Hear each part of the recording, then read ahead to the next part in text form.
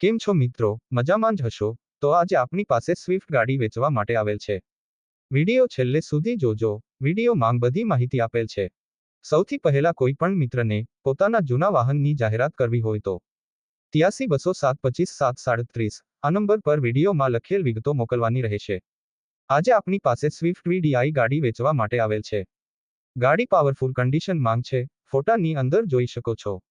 2015નું model, second ઓવનર ગાડી છે. ગાડી કમ્પ્લેટ છે.